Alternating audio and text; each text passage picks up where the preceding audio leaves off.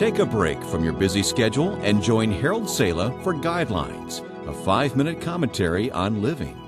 As a child, more than anything else, Florence Chadwick wanted to be a great swimmer. At the age of 6, she persuaded her parents to enter her in a 50-yard race.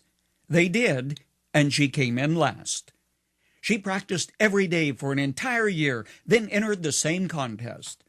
Again she lost, but this time by not so great a margin. At the age of 11, she entered an endurance competition and completed a 6-mile course, a remarkable feat for her age. As a teenager, she competed for a spot on the Olympic team and failed to make the team. Eventually, she married and for a while became interested in other things, but in the back of her mind, she kept thinking, I wonder if endurance isn't my forte. 12 years after she failed to make the Olympic team, she successfully swam the gruesome English Channel, breaking Gertrude Eldere's 24-year-old record. At last she had hit her stride. Eventually, she swam the same churning stretch of water both ways, the first woman to accomplish this feat. As a girl, Florence had often looked towards Catalina Island from the San Diego area where she grew up and thought about swimming the 26-mile shark-infested waters. On July 4, 1951, she made the attempt. The distance wasn't the problem. It was the temperature of the frigid waters. Then on that day, a dense fog covered the entire coast. After 15 hours in the water, she became very, very tired.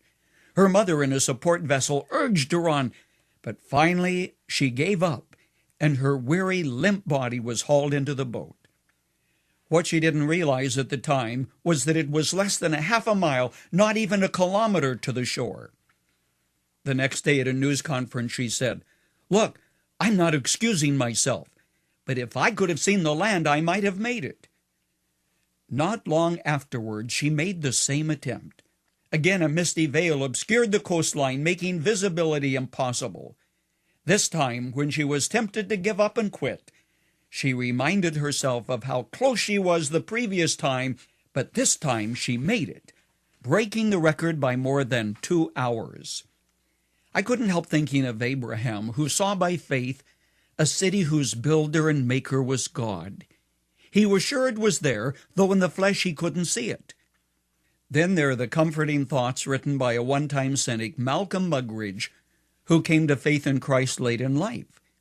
In his book, Christ and the Media, he reflected on heaven, saying, "As the old do, I often wake up in the night, half out of my body, so that I can see between the sheets the battered carcass I shall soon be leaving for good, and in the distance aglow in the sky, the lights of Augustine's city of God." When you're tempted to give up, to quit, to lose heart, think of Florence Chadwick's words, "If I could have seen land, I might have made it." There are some things that are very, very real, though you have not seen them, too far away, obscured by distance, fog, veiled by poor eyesight. You've seen pictures of them, or noticed a dot on the map telling you where they are. Perhaps you've even talked with a pilgrim who's been there, or a weary traveler who has returned to tell you how it is there. Friend, that's the way it is with heaven to you who believe in God's Son. Christ has been there, and the fact is, the closer you get to it, the larger it looms before you. Don't lose heart, and don't let the dark waters obscure its light, or the fog keep you from seeing it. It's there. Take it by faith.